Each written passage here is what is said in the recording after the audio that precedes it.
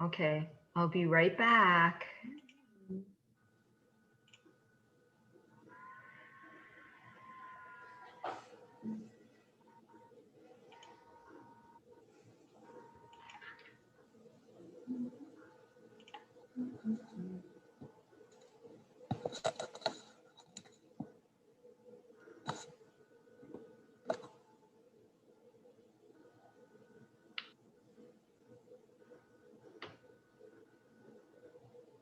Okay, I think we're almost ready.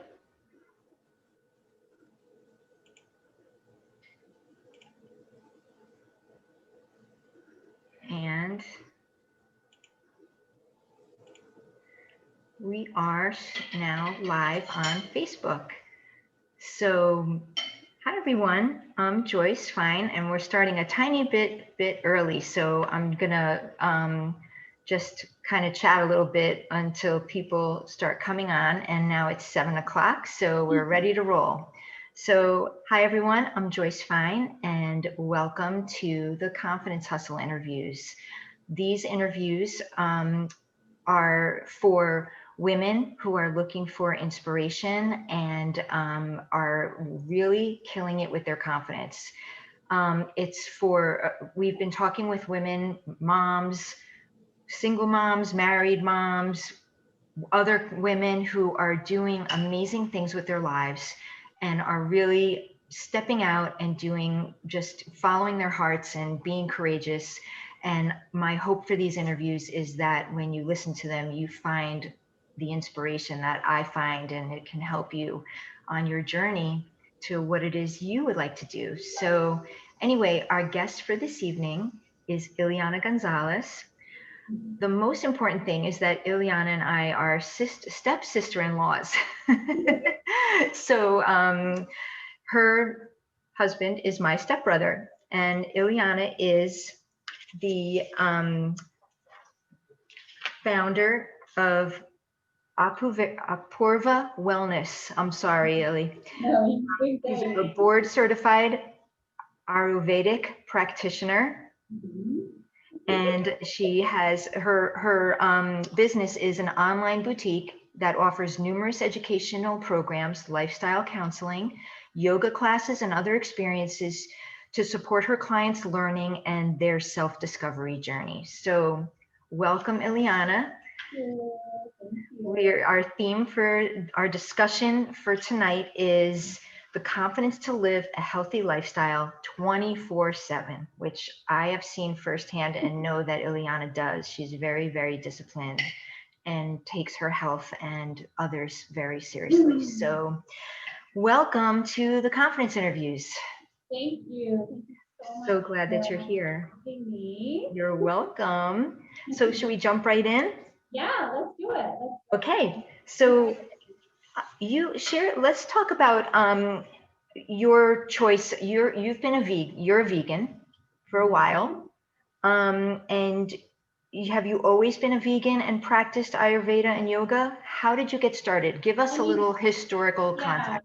It's actually like a 20-year story. It's been 20 years since I started searching for what suited me, what fit me, and what I could commit to. And like everything else, when we change things in our lifestyle and we adopt things, we have to start like where we are. And so where I was in my journey 20 years ago, I really was searching for something. I was searching for answers to a lot of unknown, for lack of a better word, like spiritual questions that I had. I just had like a lot of curiosity and a lot of longing for answers. And so I started just dabbling here and there and looking for things. And I guess from that point, one of the things that really struck me that I needed to do for myself is just really take control of my own health and well-being. And so the first thing that I did was I became a vegetarian, which at that time it was really challenging because I was living abroad. I was living in Spain, and if you know anything about Spaniards and Spanish culture, like not having meat is really A big not deal, right? a huge deal. So that was fun, like trying to accommodate this new diet. Can we So take a step back first? Can I interrupt you for a second? yeah. So you had said that you had a lot of questions, you were looking for answers. Can you elaborate a little bit on that? What were the questions that not to put you on the spot, but No, I would love love to know that. because it's a huge part of my story actually, and how I ended up where I am now. I grew up in a very like a middle class Catholic house where my Catholic education was pretty important to my parents, but I never felt like it was really fulfilling me spiritually. There was always something in my heart that was missing, and I couldn't put my finger on it. I couldn't explain it. I couldn't put it into words, much less like talk to my parents about it. Right. So Yeah. I went through like the motion. I went through everything. I did my Sunday school and my first communion and all of that. And then it wasn't until after college and when I just started sort of living my own life that I started really questioning, like, there's gotta be more to it than this. Like, there's gotta be, like, it can't just be about, like, these are the rules and this is what you do. There has to be a way that you live, right? You live your faith, or you live, like, whatever it is that you call it. Like, I just needed to know if there was something else. And so that's really where my journey began, is that longing, and that sort of like a knowledge deep down inside that there was another way and that there were other answers. Right. And actually, that's what brought me to Ayurveda and yoga, because that part of me, in terms of like this spiritual questioning and my commitment to take control of my own health, are one and the same. Right. They're inseparable. Yes. And that's really what finally sealed it for me 10 years ago, when my first trip to India, and I was like, oh my God, I'm here, and like where all of this was born, and It felt right. my teachers, everything. I just knew that I was like, wow, finally, I knew that there had to be another way. And so I really felt like, okay, That's really cool. yeah. So, so those two things came together. Got it. Right. Yeah. But anyway, going back to your question. So I was vegetarian for a long time. And then 3 years ago, as I said, like it's just a progression of my own personal journey and what fits me and what feels good to me. Right. And so that was kind of like, the next step. And yeah. Right. And so many people have this feeling that their health and their religion are two separate things, but for you, and I didn't know that about you, and I think that's so interesting. Yeah. So thank you for sharing that with us. Yeah, and so what is it about the lifestyle that you find the most valuable, I guess, for you personally? The most valuable is that I feel like I'm in control. I'm making my own choices. I have a lot of information and a lot of tools at my disposal, and probably the biggest lesson in all of this time is that I've learned to listen to myself, and that's really the key when it comes to health, and especially when it comes to healing, because we're so used to, like, well, the doctor said this, and I'm supposed to take this pill, and I'm supposed to do, but really your body has infinite wisdom, and your body, believe it or not, was designed to support you. It was designed for healing. We have to support that.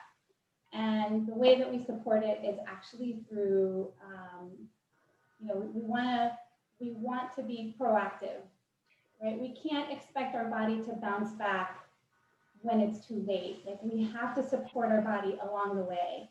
And that's Right. not to say that you're not going to get sick, and it's not to say that nothing's going to happen. Right. But what happens is over time you build resiliency, and we know that resiliency is, that's gold when it comes to healing. And now, this time that we're living more than ever, it's like it's just magnified it in my own head. Like, I have to make sure that I'm ready. I have to make sure that I'm supporting myself as much as I can. Right. Right. That's so empowering. Yeah. And that's the thing. It's very empowering. And yes. I think that that's the biggest takeaway. That's the biggest benefit that it's given me. It's that I have full control of how, of the decisions that I make, right? Yeah. And that I'm committed to. And and that's what I try to instill in my clients and in my students. Like, you already know the answers. Your body has the answers. You right. just have, it's like flipping a switch. It's flipping a switch. I just find it interesting also, Ileana, that, like you said, you grew up in a Catholic family. There were expectations. And just so our viewers and our listeners know, your father is a physician.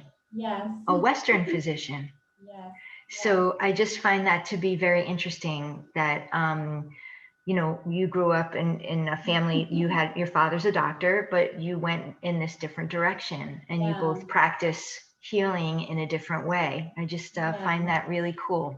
Yeah. So I'm going to, one thing that we talked about was how empowering this lifestyle is. And you also talk about the concept of mindfulness. And I'm wondering if you could kind of expand on that concept for our audience a little bit. Yeah, so mindfulness has become like this really popular phrase nowadays. Like, yeah. You gotta practice mindfulness. And really, all that mindfulness is living in the now and living in the present. And that sounds really like kind of out there, like, how do you live in the present? And it's really it's about being present in that moment without really like thinking ahead. So like you and I are having this conversation, mindfulness would call for us to just be engaged with each other, not thinking about something else. And the reason why that is important is because that is the tool that allows you to listen to yourself, right? So this lifestyle, the yoga and Ayurveda lifestyle, ultimately the goal is what we call self-realization. Self-realization is knowing myself. I have to understand myself. I have to, understand myself. And the way to do that is to go inward and listen to myself. And would that be, I'm assuming that means physically and mentally? Yes, in all ways. And so yes, it's this journey of self-exploration. And the only way really that you're able to do that is if you're in the now.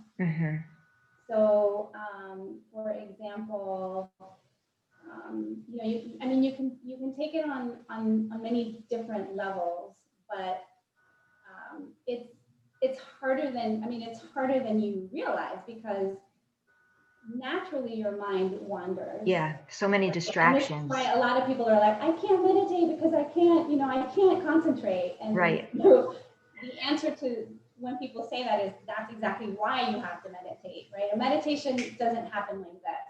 Just like I didn't become vegan right away, like I kind of transitioned into it, right?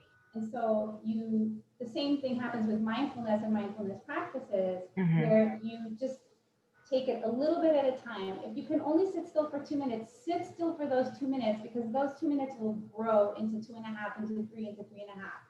And the people that you see meditating for, a long time, like 15, 20, 30 minutes, trust me, they've been meditating they've been practicing it for a very long time. Right, right. Right. And in those 30 minutes that they're sitting in meditation, maybe out of those 30 minutes, they achieve complete stillness for, half of that time. And the other half they're practicing, right? And so mindfulness is like that. It's like my intention is to be in the moment and to be in the present. But I may not always, I may not Right. always So achieve. hard sometimes. Yeah. I would Yeah. think two things that come to my mind. One is that mindfulness and meditating would improve your focus. Yeah, exactly. It improves your focus because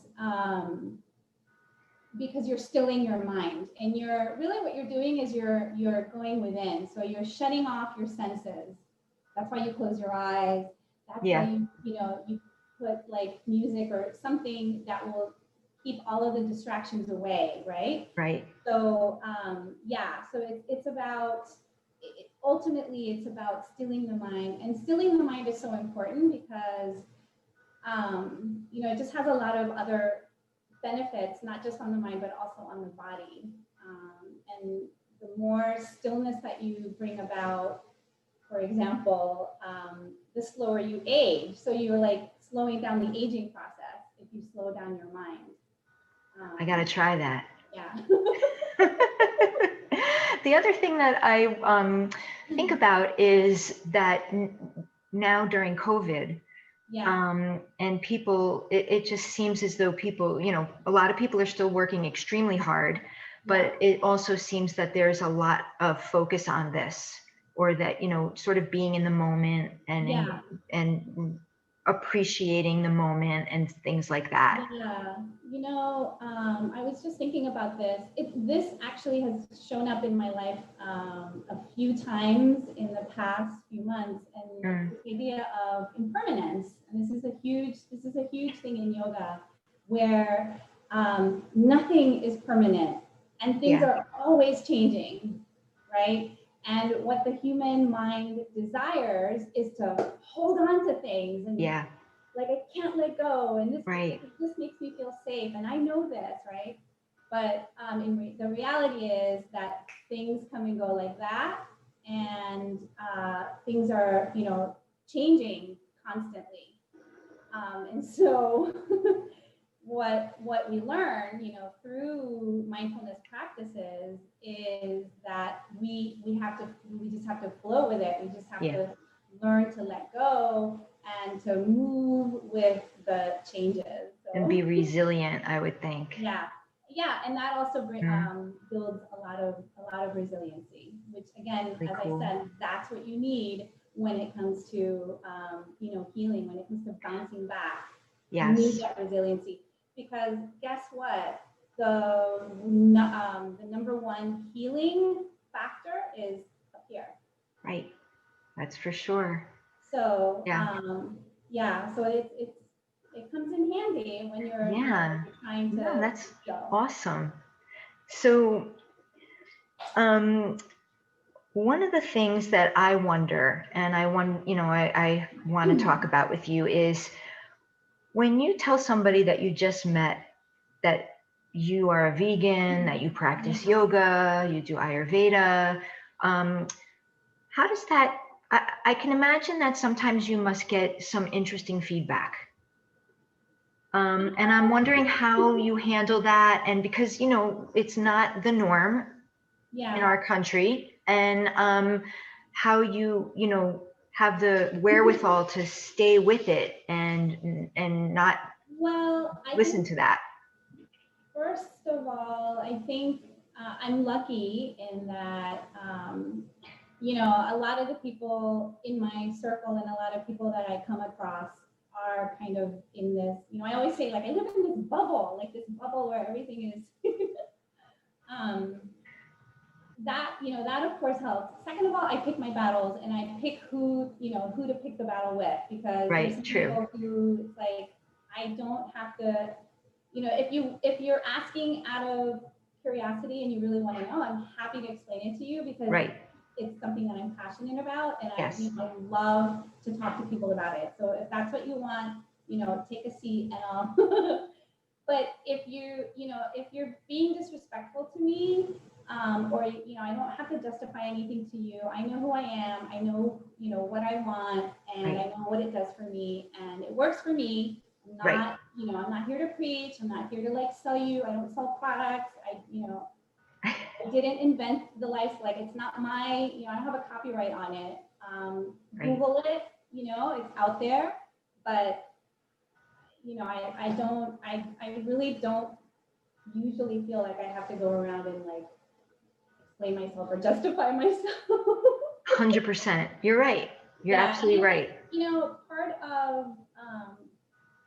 of having the confidence or the wherewithal is that I think people can see it, right? When they see me or when they talk to me, like, I think that I'm not making anything up. I'm not,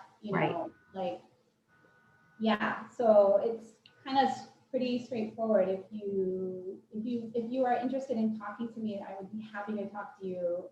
Otherwise, I don't really have much to say to you. Right. It really doesn't come up in that sense. That's really great. Yeah. I just sometimes wonder, just because it's not something that, is commonly practiced in all of our country, and just like everything else, when you make a commitment to do something, sometimes things come up that can be challenging. Yeah, but you'd be surprised though. I mean, I've come across a lot of people who, I don't know, if you saw them like in the supermarket, you would never think, and yet they come and they tell me, oh, I've read books, I've been doing a lot of research, and I'm like, oh wow, cool. Yeah. And the thing about, I mean, of course, everybody knows a lot. Most people know what yoga is, or at least they know what one part of yoga is, because yoga is a lot more than meets the eye. But the thing about Ayurveda is that it's very straightforward. It's very logical, right? It's like when you start learning about it, you're like, yeah. And a lot of things are like, I knew that, like intuition, like my intuition has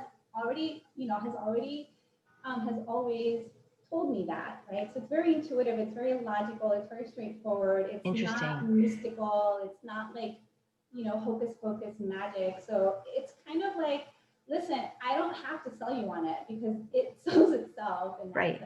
And I guess the same way when you were looking for that thing that you felt would be right, it's the same for other people too. So for people that are watching and listening to us talk, can you just give a very brief, maybe like a 1 or 2 sentence definition of what Ayurveda means? Yeah. So literally the word Ayurveda means the science of life in Sanskrit. And what it is in practical terms, it's like lifestyle medicine. It is health and healing by following certain lifestyle guidelines. And these lifestyle guidelines always follow nature. They always follow the rhythms of nature. So just to give you a really quick example, we, just like animals and plants, we have a specific rhythm that we follow. Like during the day, we follow the sun. And our internal physiology and biology follows that same rhythm. And so when we live according to this rhythm, then we are able to really experience a lot of health benefits. We are able to sleep better, our digestion works better, our hormones work better.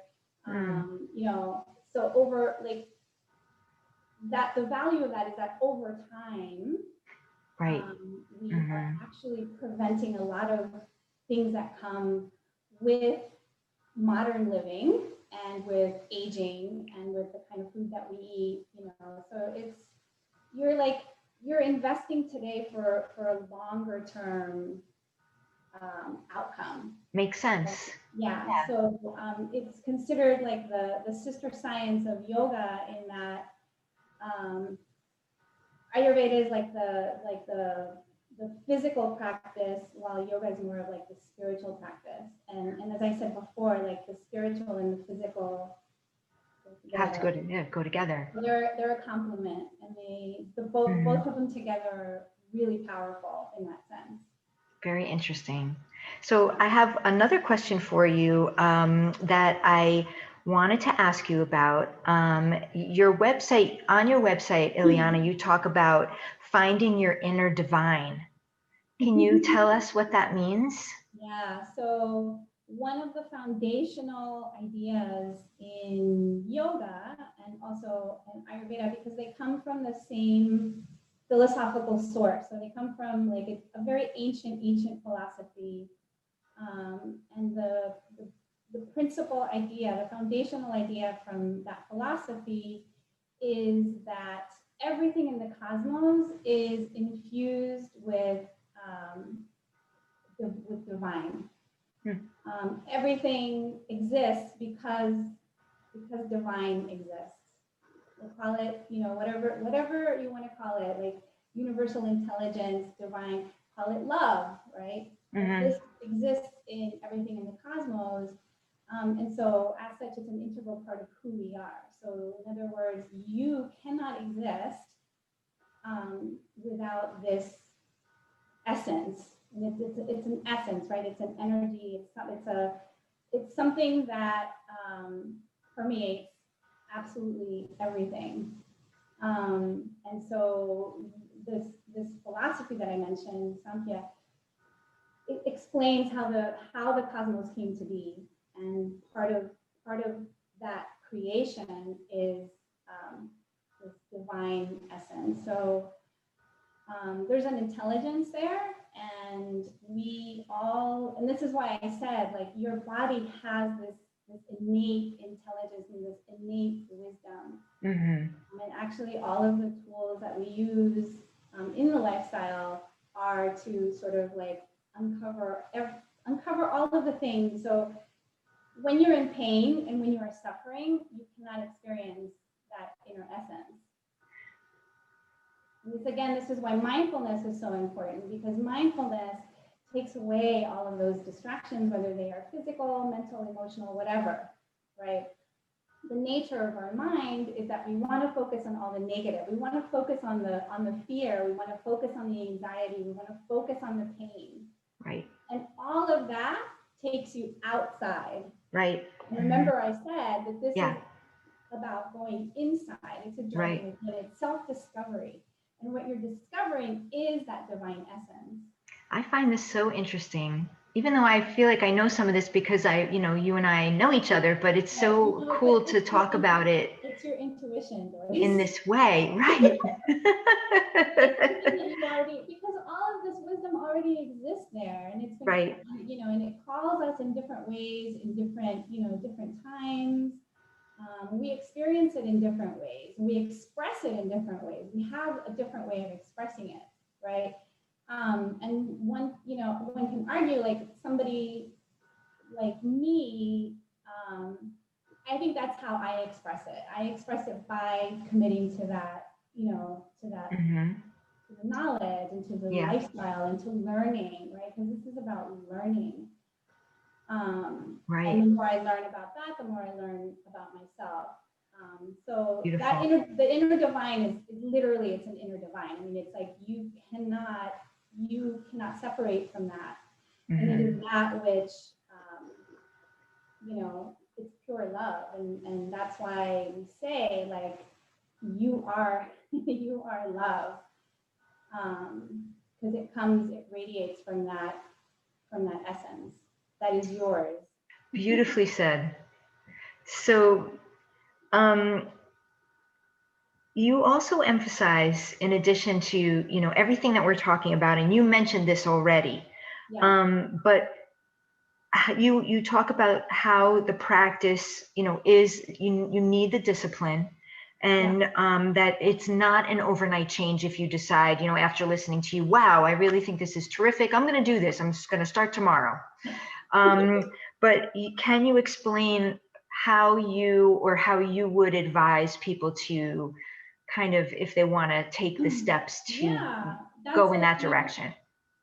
That's a really great question. And of course, like I encourage everybody to start right away. And there are always like, the thing about it is that little things make a huge difference. Like it doesn't even have to be big. Like you don't even have to commit, like I'm gonna, do a handstand every day. It's like little tiny shifts make huge differences. And this is an idea that is seen throughout nature. We like, have you heard of the butterfly effect? The butterfly effect is, they say, like when a butterfly flaps its wings, right? It's like it sets off a chain reaction of things, because nature works in very subtle ways. Right? Nature is like little tiny shifts, and like it's like little things, little things, little things. That's how nature works, and so that's how we work as well. It's like little tiny things that you can commit to, you will start seeing a difference. So the number one thing to keep in mind is that we always want to meet you where you are. So like when I work with somebody, we do a very detailed intake, because I want to know exactly where you are. I want to know how you got there. And I want to know what's keeping you from moving forward. Right. And then you kind of have to like work from there and go back and undo those things, and then, clear them and out. move forward. Yeah. Because another thing that is very true about us is that we are creatures of habit. And we have a lot of unconscious patterns that really dictate how we function on a day-to-day. And we don't even realize it. Right. We don't even realize it, right? And again, this is why mindfulness is so important, because it's through mindfulness that we start changing those patterns, and we start flipping those switches. So it's important to meet yourself where you are, and be very honest, and be very, very compassionate with yourself, because you will make mistakes, you will forget to do things, you will fall off the wagon, like you're going to do all sorts of things, because you are a human being. Yeah. Right? And so that like self-compassion is really, really important. And to just keep moving forward and be consistent, and just consistency is the key. But that like there's so many little things that you can do starting right now that will make a big difference. I mean, I hear it from my clients all the time about like, wow, like that one little thing, I feel so much better. So great. And I feel like the advice you're giving can be applied to any aspect of someone's life. And the context of our discussion is about, it stems from confidence, because that's what we're talking about, and having the confidence to move forward, and just taking those tiny little steps builds someone's confidence in anything, in choosing a new lifestyle, in anything they're doing, and seeing that little success every time. And it's just so important. And I think that advice is so great. So thank you for sharing that. For sure. So you said something about falling off the wagon. So, and you have to forgive yourself totally. Even, if someone's on a diet and they beat themselves up because they had chocolate cake, and then they're falling backwards again. But what about you personally, Ileana? Because I know you're one of the most disciplined people I know. And have you ever, I'm assuming not so much anymore, but at the beginning, maybe you wanted a cheeseburger. I'm just kidding. But like, were there things that happened where you were like, I'm having trouble. I need to do this or that, and it's not in line with what you need to do to move forward? Yeah. Both yoga and Ayurveda, this is something that I always tell my clients. It's not about the extremes. Actually, it's not about the extreme. It's about the middle. Got it. It's not about the extremes. Ayurveda is about the middle. It's the middle path. It is a little bit from here and a little bit from there, and then kind of, finding that path in the middle that suits you best. So a balance. And exactly, it's a balance. Got it. You know, it's like being able to discern, it's to have the discernment if something is suitable for you, and knowing that absolutely everything has an effect. Everything. Not just what you eat, not just what you drink, everything you take in from the senses, the things that you listen to, the conversations that you have, the people that you are surrounded yourself with, the kind of work that you do, what you read, like absolutely everything. Yeah. Right. And the thing about our Western approach is that we tend to look at things like this. Yeah. Like, if I'm on a diet, I'm only going to, you know, look at certain foods. Right. But a diet is not just about food. A diet is about everything else. Because guess what? The day that you have a bad day and a negative emotion, you're going to go and binge on, you know, the ice cream. Yeah. Or whatever. Right? Yeah. Or the day that you exercise too much, that's another extreme. Another extreme is over exercising. Right. Under eating. Right? Those are extremes. That's true. So the first thing that happens, you're not going to have the resiliency to bounce back. So in the end, it's always about the middle, because we tend to like overdo either end. Yes. Right? And it's about finding the middle. And guess what? The more consistent you are with the middle, the easier it becomes. Like, it's not about like, I'm craving something, or I'm gonna, you know, it's about, you know what? Yeah, I am craving something. I'm gonna have it, and that's fine.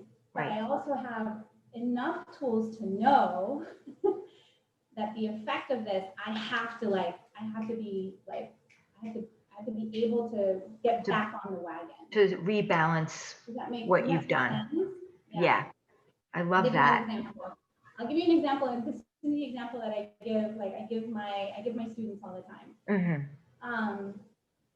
So, as I said, Ayurveda is really big on the rhythms of nature. It's really big on like following, you know, the rhythm of the day.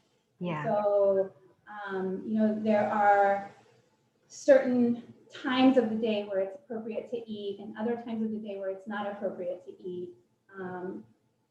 And we actually, if you follow the Ayurvedic schedule, we have a built-in 12-hour fast every day.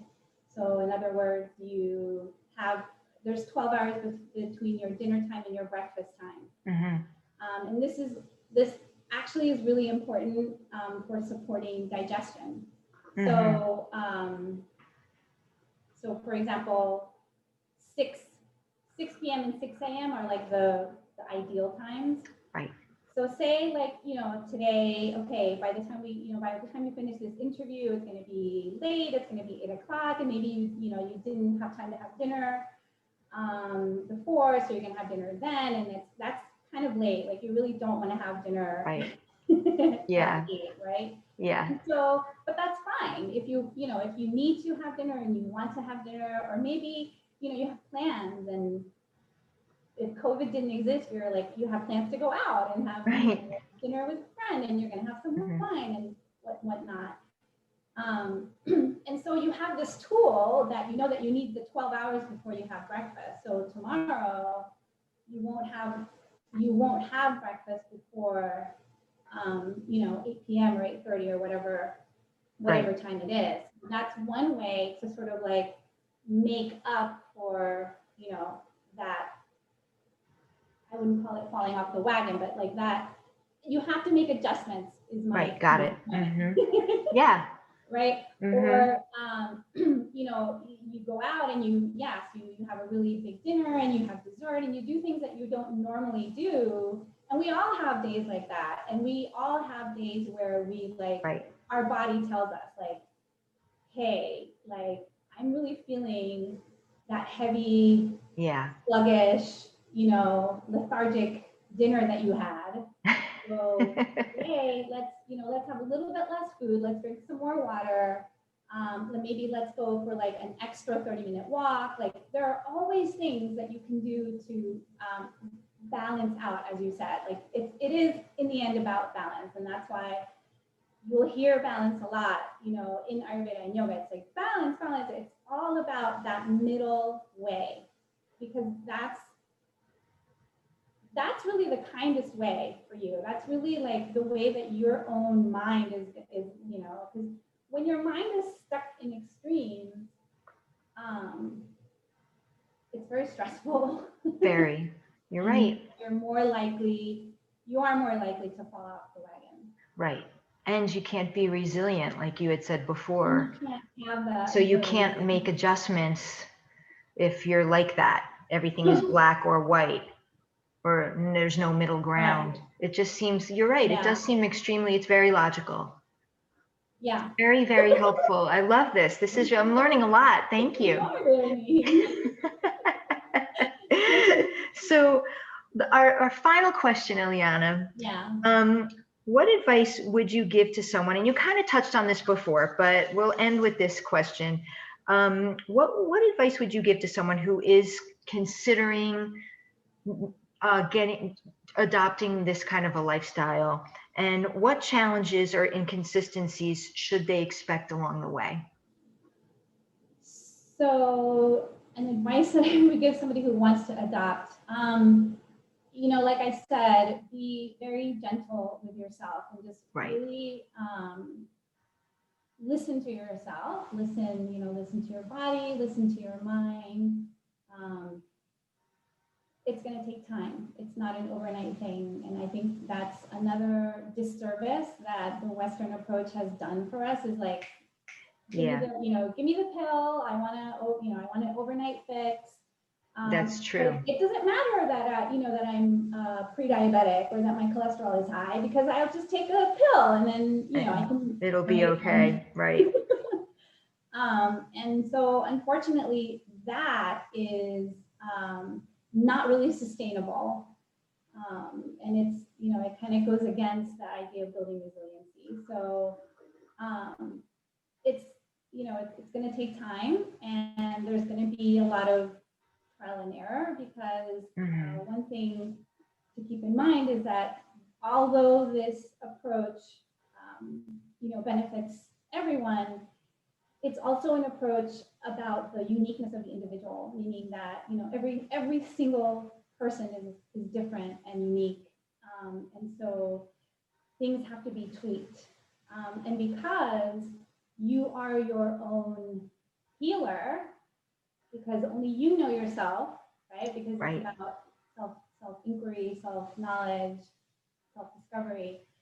So no matter what anybody else says, only you have the key to unlock that inner wisdom, right? So you really have to listen to yourself. You have to take your time, and you have to be really consistent. And as I said before, like, you have to start where you are. You have to,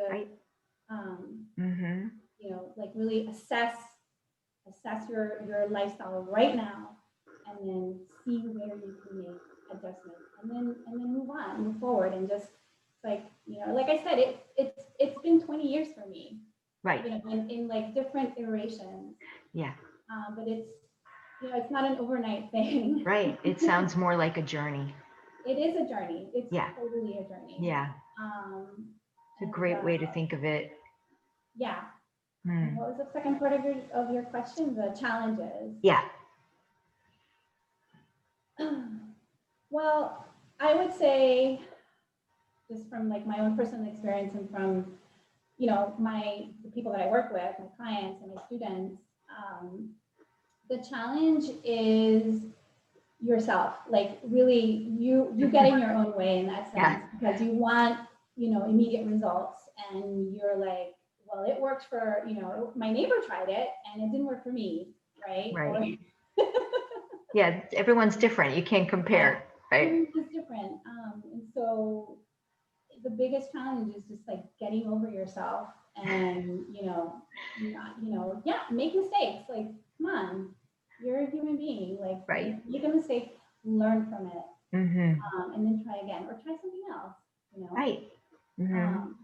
But number one, self-compassion. Great advice, Ileana. Thank you. Really awesome. So I think we're gonna, before we close out for the night, we're gonna just check and see if we have any comments on our Facebook page. And I'm just gonna use my phone real quick because I wanna just see, Facebook page. I didn't turn the volume down. So we have Allison watching. Hi, Allison. Hi, Allison. And who else is here?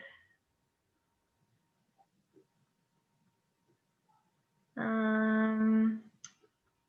me see. I think we have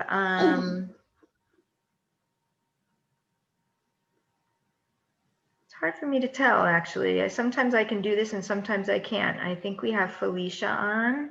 Hi, Felicia. And yeah, so thanks everybody who's tuning in to watch us. And if you missed the live discussion, you can always catch the replay on the Confidence Hustle Facebook page, or I'm going to also share it with Ileana and she will have it as well.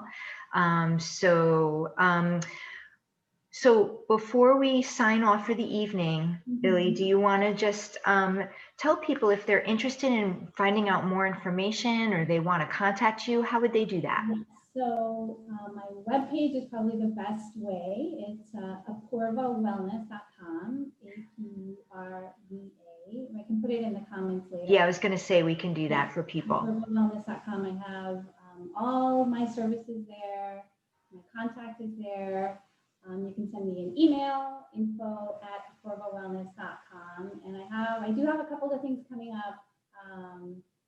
Day after tomorrow, I'm giving a workshop. It's I don't know, like a discussion on, it's called 5 Ways to Thrive During the Holidays. And it's just gonna give you some easy tools that you can apply, very, related to a lot of the things that we've talked about today. So just 5 tools. So great.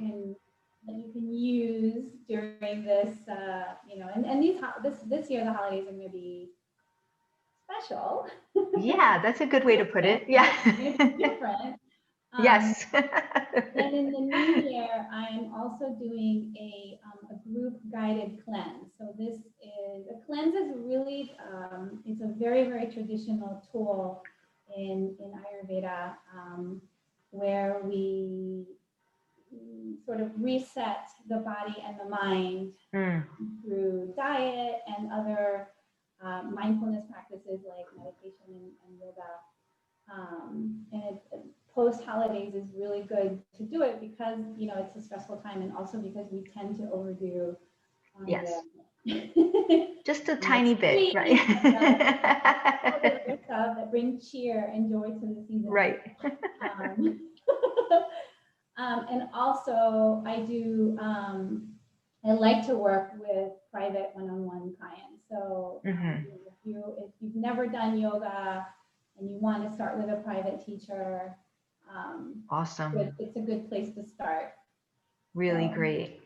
Yeah. This has been such a nice conversation. Thank you so much for doing this. And thanks everybody out there for listening and for listening in the future. So I just want to remind everybody that the Confidence interviews are sponsored by the Confidence Hustle. And just recently, I just want to share that the Confidence Hustle has shifted gears a little bit, and we now help to create the professional content that women-owned small businesses need to succeed and be confident in their business. And consulting services include written content, video and online presence, and podcast booking. So if anyone out there is interested in that, you can contact me at theconfidencehustle.com. You can send me an email at joyce@theconfidencehustle.com, or check out our videos like this one with other women who are killing it with their confidence on my YouTube channel, which is aptly named Joyce Goldberg Fine. So unique. Anyway, so again, Ileana, thank you so much for coming on and talking about this. I thought this was such a terrific conversation. I learned so much, and I know that our audience will as well. And thanks everybody for being with us tonight, and tune in, and I'll let you know when to tune in rather for the next Confidence Hustle interview, which will be right after the holidays. So at the beginning of January.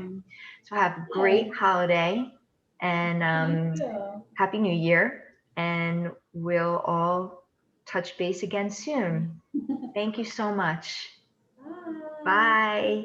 Bye. Bye.